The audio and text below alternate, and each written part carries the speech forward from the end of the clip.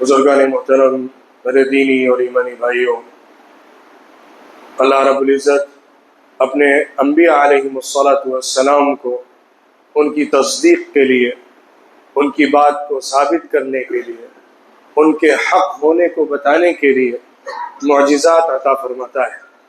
معجزے یا معجزہ اس کا واحد جو ہے، اس کا مطلب ہوتا ہے کہ اللہ کی طرف سے نبی علیہ السلام کو کوئی ایسا حیرت انگیز کارنامہ، حیرت انگیز معاملہ ان کے ساتھ کرنا، یا اپنی خاص قدرت کا مظاہرہ ان کے ہاتھوں کرانا کہ جس کی توجیہ، جس کا سبب، جس کی وجہ ہم ظاہری اسباب سے نہ جان سکتے ہوں۔ جو مٹیریل ریزنز ہوتے ہیں یا سائنٹیفک ریزنز ہوتے ہیں، اس کے باہر اللہ کی خاص قدرت کے ذریعے سے کوئی ایسا معاملہ کرنا، ایسی چیز کرنا کہ جس کا ہم سبب معلوم نہ کر پا رہے ہوں۔ ظاہری طریقہ کار، ظاہری اسباب سے ہٹ کر کوئی ایسی چیز ہو جائے کہ جو صرف اللہ کی قدرت کے علاوہ کسی بھی طاقت کے ذریعے ممکن نہ ہو، اس کو معجزہ کہتے ہیں۔ اللہ نے اپنے انبیاء علیہم السلام کو الگ الگ وقتوں میں معجزات عطا فرمائے۔ آخری نبی حضرت محمد صلی اللہ علیہ وسلم کو بھی اللہ نے معجزے دیے ہیں۔ سب سے بڑا معجزہ، بنیادی معجزہ قرآن پاک ہے۔ قرآن پاک ایک اعجاز والی کتاب ہے، اس کے اندر معجزہ ہے۔ حضور صلی اللہ علیہ وسلم نے اللہ کی طرف سے جو کلام پیش کیا ہے، وہ انسانوں کی طاقت سے باہر کا کلام ہے۔ یہی اس کا معجزہ ہونا ہے۔ اس کے علاوہ ظاہری معجزے بھی دیے گئے، یا یوں کہیے جس کو مادی معجزے کہا جاتا ہے، دکھنے والے، نظر آنے والے حسی معجزے وہ بھی دیے گئے، جیسا کہ آپ نے سنا ہوگا چاند کو دو حصوں میں ٹکڑے کر کے الگ کر دینا۔ یہ بھی حضور اکرم صلی اللہ علیہ وسلم کے معجزات میں سے ایک معجزہ ہے۔ حضور کا سینہ چاک ہونا اور دل نکل کر اس کو دھویا جانا، یہ بھی معجزہ ہے۔ اسراء اور معراج کا واقعہ، وہ بھی ایک معجزہ ہے۔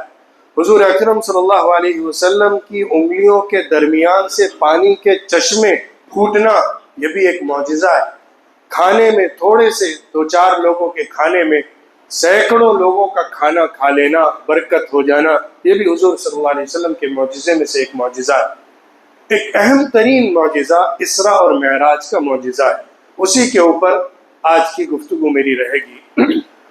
اسراء اور معراج یہ دو لفظ ہیں جو حضور اکرم صلی اللہ علیہ وسلم کے اس خاص سفر کو بتاتے ہیں جو مکہ مکرمہ سے شروع ہوا تھا، فلسطین کی مسجد اقصیٰ تک ہوا تھا، اس کو اسراء کہتے ہیں۔ پھر مسجد اقصیٰ سے آسمانوں کی طرف جو عروج ہوا تھا، سفر ہوا تھا، بلندیوں تک پہنچایا گیا تھا، یہاں تک کہ سدرۃ المنتہا تک سفر پورا کیا گیا تھا، وہ معراج کہلاتا ہے۔ اسراء کا مطلب ہوتا ہے رات میں نکلنا، رات میں چلنا۔ معراج کا مطلب ہوتا ہے اوپر کی طرف اڑنا، اوپر کی طرف اٹھنا، اونچائی کی طرف جانا، یہ معراج ہے۔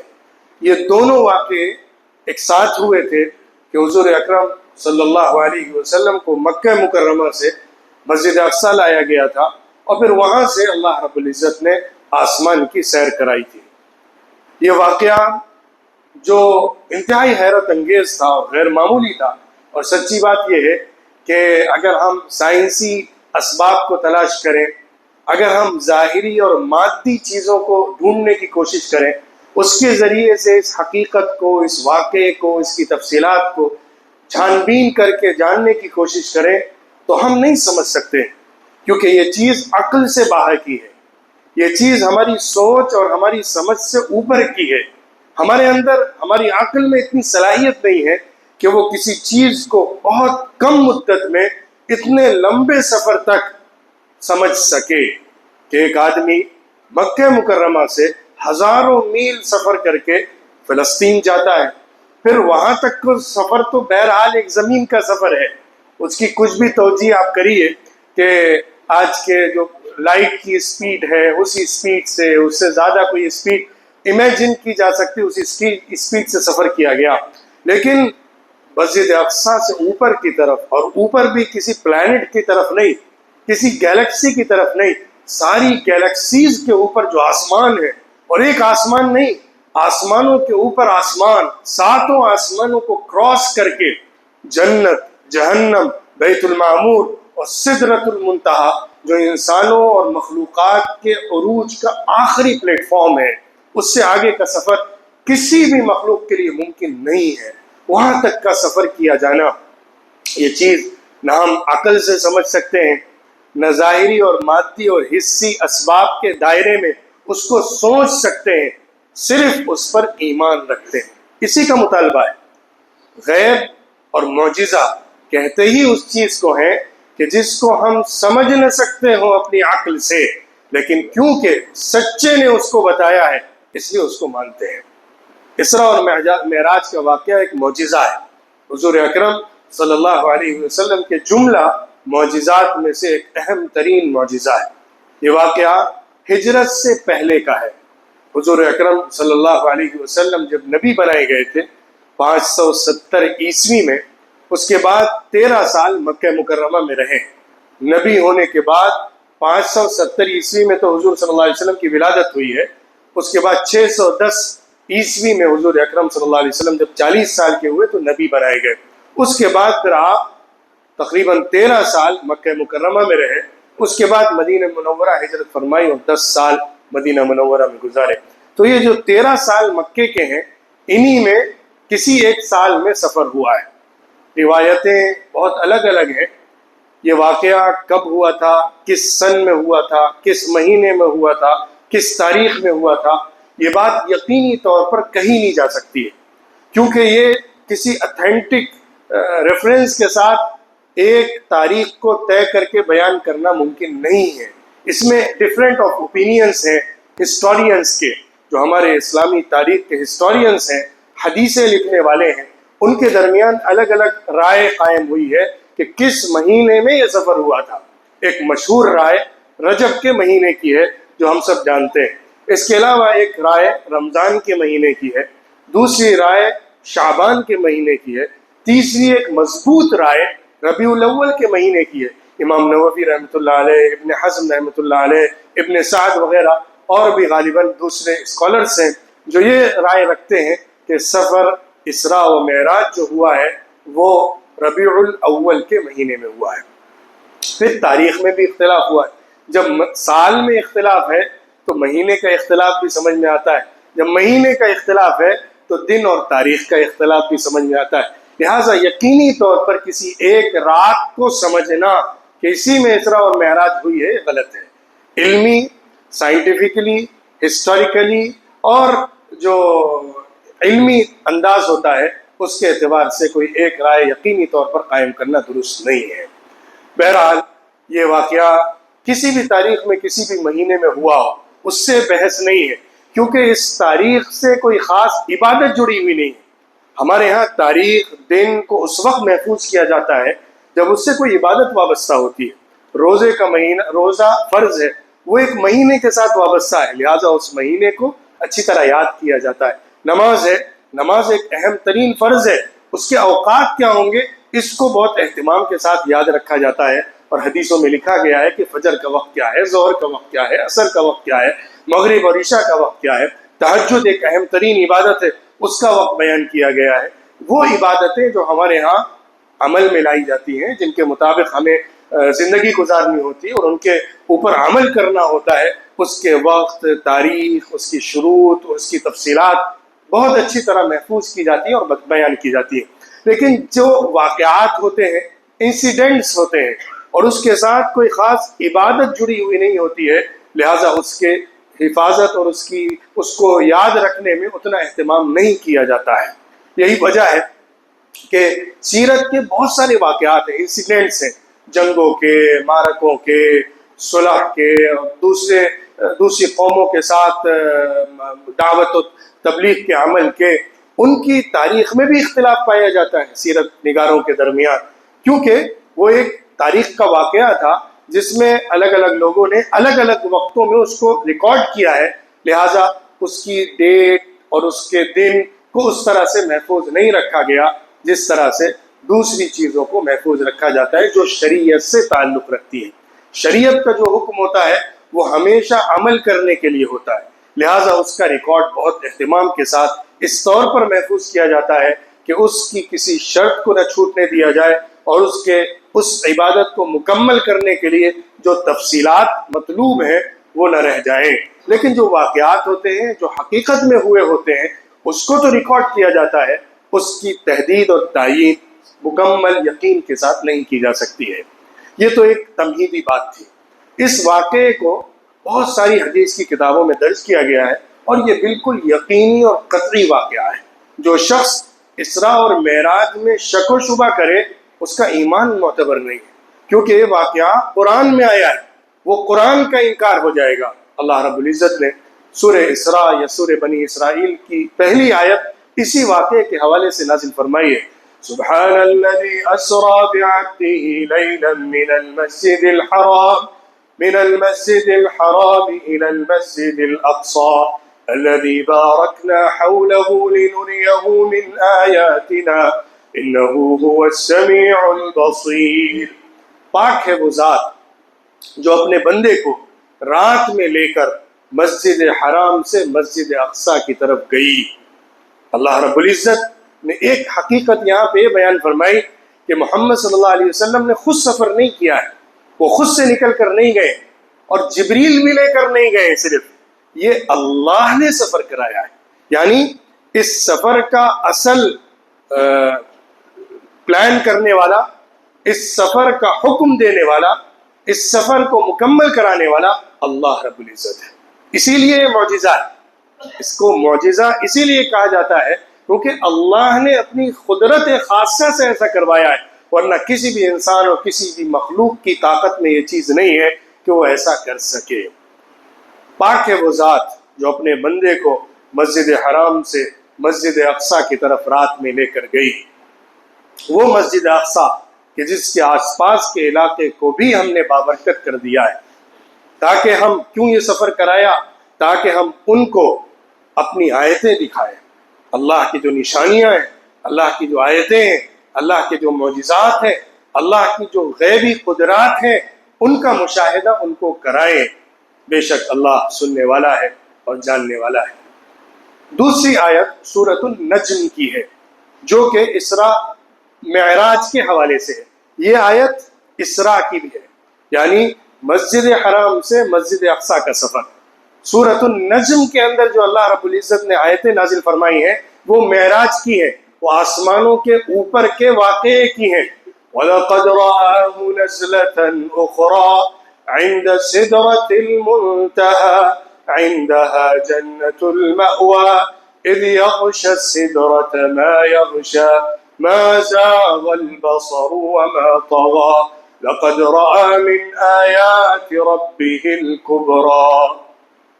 محمد صلی اللہ علیہ وسلم نے حضرت جبریل کو دوسری دفعہ ان کی اصلی شکل میں دیکھا سدرۃ المنتہا کے مقام پر۔ جب آپ سدرۃ المنتہا کے مقام پر پہنچے تو حضرت جبریل امین علیہ الصلاۃ والسلام کو ان کی اصل شکل میں، جس میں ان کو پیدا کیا گیا ہے، جو ان کی فطری شکل ہے، اس کے اندر دیکھا۔ وہیں پر جنت بھی ہے جو ٹھکانہ ہے۔ اس مقام پر اللہ کی طرف سے کچھ خاص غشیت طاری کی گئی تھی، کچھ خاص کیفیات طاری کی گئی تھی محمد صلی اللہ علیہ وسلم کے اوپر۔ اس سدرۃ المنتہا کے مقام پر اللہ کی خصوصی تجلیات کا نزول ہوا تھا، اور اس وقت آنکھیں پتھرائی نہیں تھی، آنکھوں نے دھوکہ نہیں کھایا تھا، یہ کوئی خیال نہیں تھا، خواب نہیں تھا، ایک اندازے کی چیز نہیں تھی، بالکل ٹھیک ٹھیک نبی اکرم صلی اللہ علیہ وسلم وہاں پر چیزوں کو دیکھ رہے تھے۔ اللہ رب العزت نے یہ سرٹیفائی کیا ہے کہ محمد صلی اللہ علیہ وسلم جو کچھ وہاں دیکھ کر آئے ہیں وہ بالکل حق تھا، یقینی تھا، سچ تھا، واقعہ تھا۔ وہ خیال نہیں تھا، وہ تصور نہیں تھا، وہ امیجنیشن نہیں تھا، وہ ڈریم نہیں تھا، بلکہ وہ حقیقی عالم تھا جس کو انہوں نے دیکھا ہے۔ یہ دونوں باتیں اسراء کی اور معراج کی قرآن پاک کے اندر آئی ہیں، لہٰذا اسراء کا انکار بھی قرآن کا انکار ہے، معراج کا انکار بھی قرآن کا انکار ہے۔ اس واقعے کو بہت ساری حدیث کی کتابوں میں بیان کیا گیا ہے، صحیح بخاری، صحیح مسلم اور اس کے علاوہ جملہ کتابیں جو آئی ہیں اس میں جزئی تفصیلات موجود ہیں، لیکن سب سے زیادہ مفصل جو حدیث آئی ہے وہ حضرت صعصع رضی اللہ عنہ کی ہے۔ بخاری شریف کے اندر، مسلم شریف کے اندر وہ حدیث موجود ہے۔ حضرت انس ابن مالک جو خود بھی صحابی ہیں، انہوں نے ایک دوسرے صحابی حضرت صعصع ابن مالک رضی اللہ عنہ سے جو انصاری صحابی ہیں اس واقعے کو نقل کیا ہے۔ وہ فرماتے ہیں کہ رسول اللہ صلی اللہ علیہ وسلم نے اپنے صحابہ کو بیان کیا، یعنی یہ واقعہ ہم نے ادھر ادھر سے سنا نہیں ہے، بلکہ حضور اکرم صلی اللہ علیہ وسلم نے اپنی زبان سے خود سنایا ہے۔ حضور اکرم صلی اللہ علیہ وسلم بیان فرماتے ہیں کہ میں حجر کے مقام پر یا حتیم کے مقام پر، جو کعبے کا وہ حصہ ہے جو گھرا ہوا ہے، پہلے کعبے میں تھا، بعد میں اس کو قریش کے لوگوں نے جب دوبارہ کعبے کی تعمیر کی تو اس کو چھوڑ دیا تھا، آج اس کو حتیم کے نام سے جانتے ہیں۔ جو بھی کعبہ گیا ہے اس نے یقیناً دیکھا ہوگا کہ کعبہ کی عمارت چوکور ہے، اور اس کے ایک حصے میں جو حجر اسود کے اگلے والا، حجر اسود کے بعد میں آنے والا جو پلر ہے یا جو کنارہ ہے، وہاں سے شروع ہو کر پھر دوسرے چوکھٹ تک، دوسرے کنارے تک ایک گول سا ایک احاطہ بنا ہوا ہے دیوار کی شکل میں، جو اصل میں کعبے کے اندر کا حصہ ہے، اصل میں وہ کعبہ ہے۔ وہاں پر حضور اکرم صلی اللہ علیہ وسلم رات میں لیٹے ہوئے تھے کہ اچانک ایک آنے والا آیا۔ حضور فرماتے ہیں ایک آنے والا آیا اور اس نے مجھے ایک سواری کی طرف بٹھایا، جو سواری بالکل سفید تھی، لمبی تھی، اس کا نام براق تھا۔ وہ سواری ایک خچر سے چھوٹی تھی لیکن گدھے سے بڑی تھی۔ وہ سواری جو تھی ایک جانور کی شیپ میں تھی۔ ظاہر سی بات ہے اس زمانے کی جو سواریاں تھیں اس سواری سے ہی سمجھایا جا سکتا تھا کہ وہ کس طرح کی سواری تھی جس پر سوار ہو کر گئے۔ تو حضور نے اس کی تعیین فرمائی کہ وہ خچر سے چھوٹی اور گدھے سے بڑی تھی، وہ اپنے حجم میں، اپنی لمبائی میں۔ پھر حضور صلی اللہ علیہ وسلم بیان فرماتے ہیں کہ میں اس پر سوار ہوا، اور سوار ہونے کے بعد پہلے فلسطین میں مسجد اقصیٰ میں آیا۔ مسجد اقصیٰ میں آنے کے بعد ایک مقام پر اس سواری کو باندھ دیا گیا۔ پھر حضور اس حدیث میں جو بخاری وغیرہ کی یہ تفصیلات موجود نہیں ہیں، لیکن دوسری حدیثوں میں جو صحیح حدیثیں ہیں یہ بھی تفصیل موجود ہے کہ حضور صلی اللہ علیہ وسلم مسجد اقصیٰ پہنچنے کے بعد وہاں پر اندر داخل ہوئے۔ انبیاء علیہ الصلاۃ والسلام جو حضرت آدم سے لے کر حضرت عیسیٰ علیہ الصلاۃ والسلام تک تھے، سارے کے سارے انبیاء وہاں پر موجود تھے۔ کس حالت میں تھے، کس کیفیت میں تھے، روح کے ساتھ تھے کہ کیا تھے، اس کو ہم سمجھ ہی نہیں سکتے، کیونکہ معجزہ ہے اور حس اور مادی دنیا سے اوپر کی چیزیں۔ بہرحال انبیاء علیہ الصلاۃ والسلام کی نبی اکرم محمد صلی اللہ علیہ وسلم نے امامت فرمائی۔ امامت فرمانے کے بعد حضرت جبریل علیہ السلام نے دوسرا سفر کرایا، لے کر چلے۔ پہلے جہاں پر وہ سواری باندھی ہوئی تھی وہاں پر رسول اللہ صلی اللہ علیہ وسلم آئے، سوار ہونے کے بعد اوپر آسمانوں کی طرف چلے۔ قبل اس کے کہ میں معراج کے واقعے کی تفصیلات بیان کروں، تھوڑا سا یہاں 2-3 منٹ رک کر مسجد اقصیٰ اور بیت المقدس کے حوالے سے 2-4 باتیں کہنا چاہتا ہوں۔ حضور اکرم صلی اللہ علیہ وسلم کو یہ معراج کا جو سفر کرایا جا رہا تھا وہ سیدھا مکے سے آسمانوں کی طرف بھی کرایا جا سکتا تھا، لیکن اللہ رب العزت اس کو بحیثیت معجزہ دکھانا چاہتا تھا، اور اللہ رب العزت بیت المقدس اور مسجد اقصیٰ کی اہمیت کو بیان کرنا چاہتا تھا، تو مسجد حرام سے مسجد اقصیٰ کا سفر کرایا گیا، اور ساتھ ہی ساتھ مسجد حرام اور مسجد اقصیٰ کا آپس میں کنیکشن کیا ہے، رشتہ کیا ہے، نسبت کیا ہے، اس کو بھی واضح کرنا تھا۔ تو یہ سفر اس طرح سے کرایا گیا۔ یہ امت جو محمد صلی اللہ علیہ وسلم کی امت تھی، اس کا قبلہ مکہ مکرمہ میں رہتے ہوئے، مدینہ منورہ ہجرت کرنے سے پہلے یہاں تک کہ مدینہ منورہ ہجرت کرنے کے بعد بھی 17-18 مہینے تک بیت المقدس ہی قبلہ تھا۔ حضور اکرم صلی اللہ علیہ وسلم اسی طرف رخ کر کے نماز پڑھتے تھے، کعبے کی طرف رخ نہیں کرتے تھے جب مدینہ منورہ میں تھے۔ لیکن پھر اللہ کی طرف سے دوسری سن ہجری میں حکم آیا کہ اب سے کعبہ قبلہ بنایا جاتا ہے، لہٰذا سب لوگ اس کی طرف رخ کریں گے۔ اس کے بعد کعبہ قبلہ بنا۔ قبلہ پہلا جو ہے وہ مسجد اقصی ہے، اور انبیاء علیہ السلام کی سرزمین جو پیچھے حضور صلی اللہ علیہ وسلم سے پہلے گزرے، بنی اسرائیل کے سارے نبی، ان کا مقام، ان کی مسجد، ان کی عبادت گاہ مسجد اقصی ہے۔ حضرت ابراہیم علیہ السلام نے اپنے بیٹے حضرت اسحاق علیہ السلام کے ساتھ اس کو تعمیر کیا تھا، جس طرح انہوں نے اپنے بڑے بیٹے حضرت اسماعیل علیہ السلام کے ساتھ کعبے کی عمارت کو اٹھایا تھا۔ حضرت ابراہیم علیہ السلام جو کعبے کے معمار ہیں، وہی بیت المقدس کے بھی بانی ہیں۔ حضرت ابراہیم علیہ السلام تک یہ نسبت پہنچتی ہے جو حضور صلی اللہ علیہ وسلم کی ہے اور انبیاء کی ہے، وہ بیت المقدس اور مسجد حرام کو یہ آپس میں جوڑ دیتی ہے۔ اور اسی کے ساتھ ساتھ انبیاء علیہ السلام کو وہاں جمع کرنا اس بات کا اشارہ تھا کہ انبیاء علیہ السلام کی جماعت وہ اس سرزمین سے وابستہ ہے، ان کی نسبت اس سرزمین سے ہے، ان کا علاقہ یہ رہا ہے۔ انبیاء علیہ السلام کی بعثت اس علاقے میں ہوئی ہے، بڑی تعداد ہے انبیاء کی جو فلسطین اور مسجد اقصی سے نسبت رکھتی ہے۔ تو اور دوسری ایک اور حکمت یہ بھی نظر آتی ہے کہ جب زمین والے پوچھیں گے کہ معراج کا واقعہ کیسے ہوا، کہاں ہوا، اگر حضور آسمان کی صرف بات بتاتے تو لوگ بالکل یقین نہ کر پاتے جو انکار کرنے والے تھے، لیکن اگر حضور زمین کے کسی حصے کی بات بتاتے جہاں کبھی سفر نہیں کیا ہے، اور لوگوں کے سوال کرنے کے بعد اس کی حقیقت ان کے سامنے کھولتے کہ میں نے کیا کیا وہاں دیکھا ہے، کیا کیا تھا، تو پھر لوگ ماننے پر مجبور ہو جاتے ہیں۔ بہت ساری حکمتیں ہیں، بہرحال سب کا احاطہ ممکن نہیں ہے۔ اللہ رب العزت نے دوسرا سفر اسی وقت مسجد اقصی سے آسمان کی طرف کرایا۔ حضرت جبریل علیہ السلام حضور کو لے کر چلے۔ بخاری کی روایت میں ہے موجود، صعصع رضی اللہ عنہ کی جو روایت ہے کہ حضرت جبریل جب اوپر کی طرف لے کر گئے تو پہلے آسمان پر پہنچے اور دروازہ کھٹکھٹایا۔ ہر آسمان کے اوپر اللہ کی طرف سے فرشتے متعین ہیں جو تفتیش کرتے ہیں، سیکیورٹی کی طرح ایک طرح سے معین ہے، جو دیکھتے ہیں ہر گزرنے والے کو۔ تو انہوں نے سوال کیا کون ہے؟ تو حضرت جبریل نے بتایا میں جبریل ہوں۔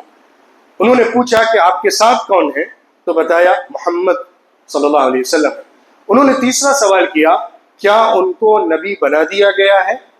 تو حضرت جبریل علیہ السلام نے جواب دیا ہاں نبی بنا دیا گیا ہے۔ یہ سننے کے بعد انہوں نے دروازہ کھولا، مرحبا کہا، استقبال کیا، کیونکہ ان فرشتوں کو یہ حکم دیا گیا تھا کہ یہ واقعہ پیش آئے گا، یعنی محمد صلی اللہ علیہ وسلم کو آسمانوں تک لایا جائے گا، لیکن نبی بنانے کے بعد لایا جائے گا۔ اسی لیے انہوں نے اپنے تمام سیکیورٹی کے پروسیس کو مکمل کیا، اور جو ایک ذمہ دار کام کرنے والے کی عادت ہوتی ہے، طریقہ ہوتا ہے، اس کو ثابت کیا کہ اللہ کی طرف سے جس طرح سے ان کو حکم دیا گیا ہے اسی کے وہ پابند ہیں اور اسی کے مطابق کرتے ہیں۔ حضور صلی اللہ علیہ وسلم پہلے آسمان پر تشریف لائے، وہاں حضرت آدم علیہ السلام سے ملاقات ہوئی۔ حضرت آدم علیہ السلام نے ان کو ویلکم کیا اس آسمان پر اور فرمایا مرحبا بالابن الصالح والنبی الصالح، ایک نیک بیٹے اور نیک نبی کا استقبال ہے۔ پھر اس کے بعد حضرت جبریل علیہ السلام اوپر کی طرف چلے، دوسرے آسمان پر پہنچے اور اسی طرح واقعہ پیش آیا، دروازہ کھٹکھٹایا، پوچھا، سوال کیا، یہی 3 جواب دیے، دروازہ کھلا، حضور اکرم صلی اللہ علیہ وسلم حضرت جبریل کے ساتھ دوسرے آسمان پہ پہنچے۔ اس آسمان پر حضرت عیسیٰ علیہ السلام اور حضرت یحییٰ علیہ السلام موجود تھے، دونوں خالہ زاد بھائی ہیں۔ ان سے ملاقات ہوئی، انہوں نے استقبال کیا، مرحبا بالاخ الصالح والنبی الصالح، نیک بھائی اور نیک نبی کا استقبال ہے۔ وہاں سے تیسرے آسمان کی طرف گئے، وہاں بھی دستک دی اور اسی طریقے پر داخل ہوئے جس طرح پہلے اور دوسرے میں داخل ہوئے تھے۔ تیسرے آسمان کے اوپر حضور اکرم صلی اللہ علیہ وسلم کی ملاقات حضرت یوسف علیہ السلام سے ہوئی، انہوں نے استقبال کیا۔ پھر اس کے بعد چوتھے آسمان پر پہنچے، اسی طریقے پر داخل ہوئے، وہاں پر ملاقات حضرت ادریس علیہ السلام سے ہوئی۔ پھر پانچویں آسمان پر پہنچے. پانچویں آسمان پر استقبال کرنے والے حضرت ہارون علیہ السلام تھے. چھٹے آسمان پر پہنچے تو وہاں پر استقبال کے لیے حضرت موسیٰ علیہ السلام آئے. حضرت موسیٰ نے استقبال کیا. مرحبا بالاخ الصالح والنبی الصالح. استقبال اور ملاقات کے بعد جب رسول اللہ صلی اللہ علیہ وسلم ساتویں آسمان کی طرف چلنے لگے تو حضرت موسیٰ علیہ السلام رونے لگے. تو حضرت جبریل نے پوچھا کہ کیا بات ہے، آپ کیوں رو رہے ہیں؟ تو انہوں نے فرمایا کہ میرے بہت بعد میں آنے والا ایک نبی ہے جس کی امت کے لوگ میری امت سے زیادہ تعداد میں جنت میں داخل ہوں گے. تو اس رشک کو دیکھ کر، اس شخص کو دیکھ کر رشک کرتے ہوئے میری آنکھوں سے آنسو جاری ہو گئے کہ میں نے اپنی قوم میں کام کیا اور کتنی بڑی تعداد میں میری قوم تھی، اس میں میں محنت کرتا رہا، لیکن وہ اتنی بڑی تعداد میں داخل نہیں ہوگی جتنی بڑی تعداد میں اس نبی کی امت داخل ہونے والی ہے. پھر حضور اکرم صلی اللہ علیہ وسلم ساتویں آسمان پر پہنچے. وہاں بھی دروازہ کھٹکھٹایا اور دروازہ کھلا. حضرت ابراہیم علیہ السلام وہاں پر موجود تھے. ابو الانبیاء ان کا لقب ہے، نبیوں کے باپ. حضرت ابراہیم علیہ السلام کے بعد سارے نبی جو حجاز میں آئے ہیں، عرب کی سرزمین میں آئے ہیں، وہ سب کے سب حضرت ابراہیم کی اولاد ہیں. حضرت ابراہیم علیہ السلام کو اللہ نے ایسا چنا کہ ان کی اولاد میں نبوت جاری فرما دی. ان کی اولاد میں نبیوں کی ایک بڑی تعداد پیدا ہوتی رہی. حضرت اسماعیل کی اولاد میں تو صرف ایک ہی نبی آئے، محمد صلی اللہ علیہ وسلم جو آخری نبی تھے، لیکن دوسرے بیٹے حضرت اسحاق علیہ السلام جو تھے ان کی نسل میں انبیاء کا تانتا لگا رہا. حضرت یعقوب، ان کے بعد حضرت یوسف، اور پھر آگے سلسلہ حضرت عیسیٰ علیہ السلام تک دراز ہوا. ان سے ملاقات ہوئی. پھر اس کے بعد اور اوپر کی طرف لے جایا گیا. بیت المعمور جو آسمانوں کا کعبہ ہے، ساتویں آسمان کے اوپر ایک کعبہ ہے جس کا فرشتے طواف کرتے ہیں، اس کو البیت المعمور کہتے ہیں. حضور اکرم صلی اللہ علیہ وسلم وہاں بھی تشریف لائے. پھر اس کے بعد اسی مقام پر یا اس سے پہلے حضور اکرم صلی اللہ علیہ وسلم کو حضرت جبریل نے 2 پیالے پیش کیے. ایک پیالے میں شراب تھی اور دوسرے پیالے میں دودھ تھا. حضور نے دودھ والا پیالہ لے لیا تو حضرت جبریل نے کہا آپ نے فطرت کو چنا ہے، اور آپ نے اور آپ کی امت نے فطرت کو اختیار کیا.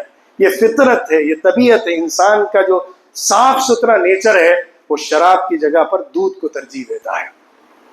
پھر اس کے بعد حضور صلی اللہ علیہ وسلم کو جنت دکھائی گئی، جہنم کا مشاہدہ کرایا گیا. اس روایت میں تو نہیں، لیکن دوسری روایات میں آتا ہے کہ حضور نے جنت میں بھی کچھ مناظر دیکھے اور خاص حالات کا مشاہدہ کیا. جہنم میں بھی جو خاص لوگوں کو سزائیں دی جا رہی تھی اس کا بھی مشاہدہ فرمایا. پھر اس کے بعد سدرۃ المنتہا کے مقام پر آئے. سدرۃ المنتہا آخری کنارے والا بیر کا درخت، سدرہ کہتے ہیں بیر کے پیڑ کو. بیری کا جو پیڑ ہوتا ہے، ٹری ہوتا ہے، اس کو سدرہ کہتے ہیں. منتہا کہتے ہیں آخری حد، بارڈر، آخری کنارہ. وہ جو ایک مقام تھا، گویا کہ ایک سائن تھا وہ کہ اس مقام تک ہی سارے مخلوق جا سکتے ہیں، اس سے اوپر نہیں جا سکتے. وہاں پر حضور اکرم صلی اللہ علیہ وسلم کو لایا گیا. پھر اللہ رب العزت سے گفتگو ہوئی، اللہ نے کلام فرمایا. اللہ کو حضور نے اپنی آنکھوں سے دیکھا یہ بات تو ثابت نہیں، اور زیادہ تر علماء کی اور جمہور صحابہ کی رائے یہی ہے کہ حضور صلی اللہ علیہ وسلم نے اللہ کو اپنی آنکھوں سے دیکھا تو نہیں تھا، لیکن یہ بات طے شدہ ہے کہ حضور سے اللہ رب العزت نے گفتگو فرمائی تھی، بات چیت فرمائی تھی. کیا بات ہوئی تھی اس کی بھی کوئی یقینی دلیل ہمارے پاس کیا باتیں ہوئی تھی اس کی نہیں موجود ہے. بہرحال اللہ کی طرف سے خاص کلام کیا گیا. اس موقع پر اللہ رب العزت نے بطور تحفہ 50 نمازیں فرض کی. حضور اکرم صلی اللہ علیہ وسلم کو اس مقام پر 50 نمازوں کا گفٹ دیا گیا. حضور صلی اللہ علیہ وسلم نے خوشی سے اس کو لیا اور اس کو لے کر واپس آ رہے تھے. جب چھٹے آسمان پر آئے جہاں پر حضرت موسیٰ علیہ السلام سے ملاقات ہوئی تھی تو حضرت موسیٰ نے کہا کہ کیا لے کر آئے؟ تو انہوں نے بتایا کہ میں 50 نمازوں کا تحفہ اللہ کی طرف سے لے کر آیا ہوں، یہ فرض کی گئی. تو حضرت موسیٰ نے کہا آپ کی امت نہیں کرے گی، اس فرض کو پورا نہیں کرے گی. آپ اللہ کے پاس جائیے، درخواست کریے کہ کچھ آسانی کر دیں.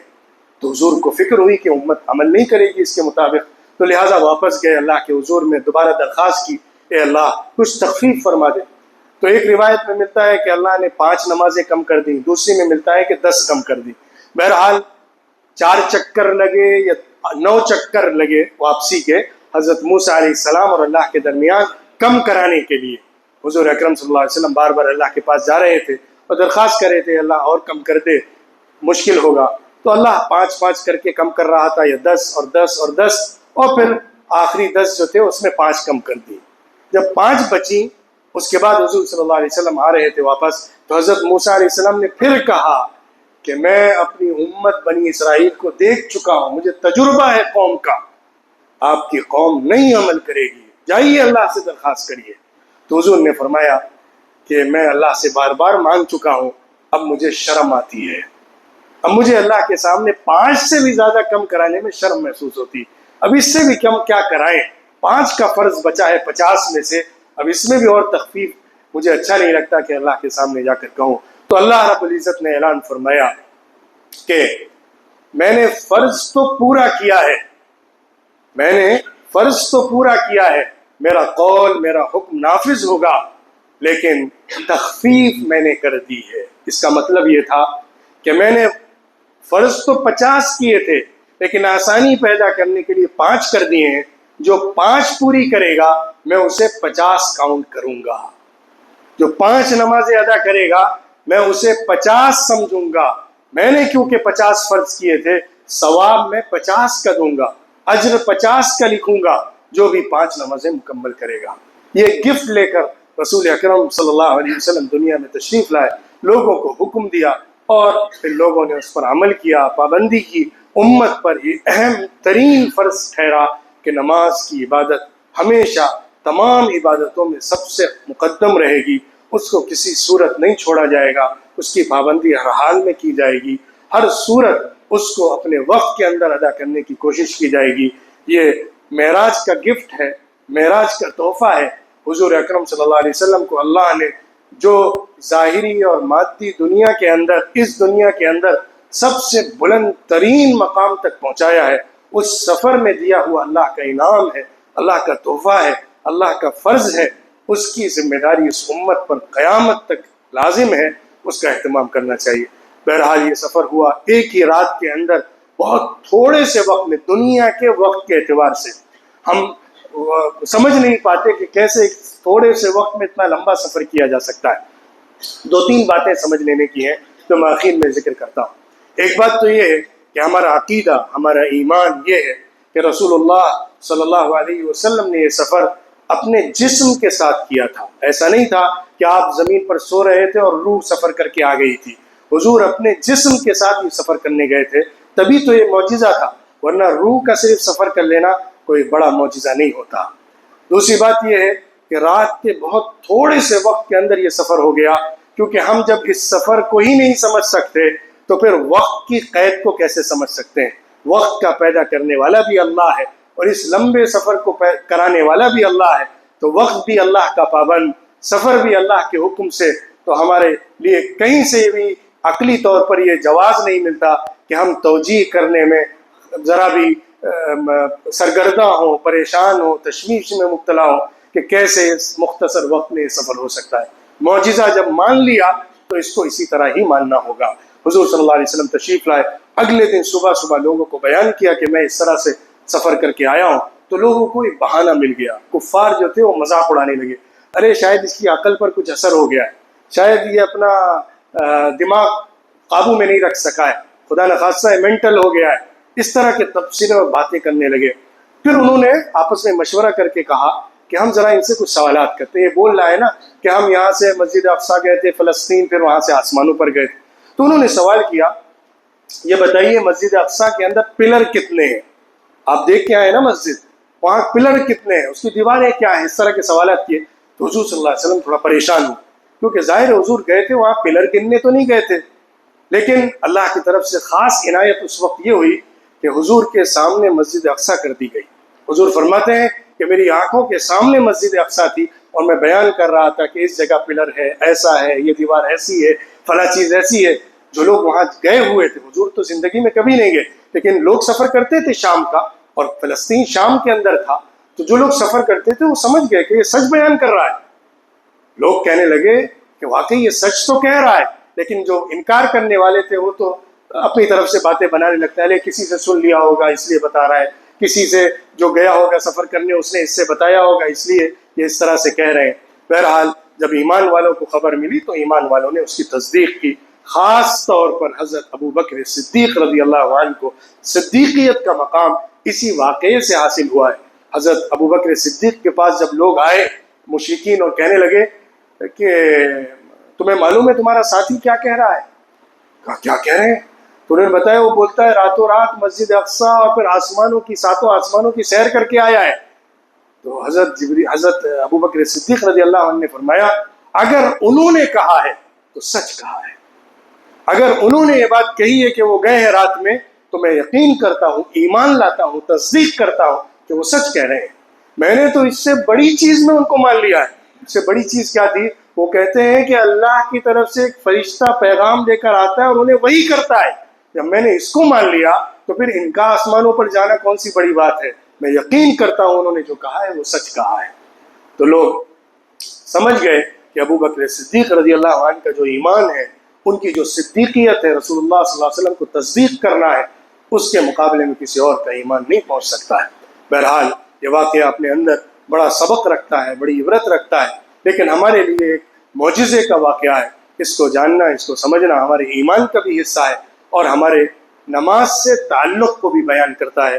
اللہ رب العزت ہم سب کو عمل کی توفیق مرحمت فرمائے، اور نماز کی پابندی کرنے والا حضور اکرم صلی اللہ علیہ وسلم کو جو اس عظیم ترین سفر میں یہ بلند ترین تحفہ دیا گیا ہے، اس کی قدر کرنے والا، اس کو پوری زندگی میں اختیار کرنے والا بنائے۔ وآخر دعوانا ان الحمد للہ رب العالمین۔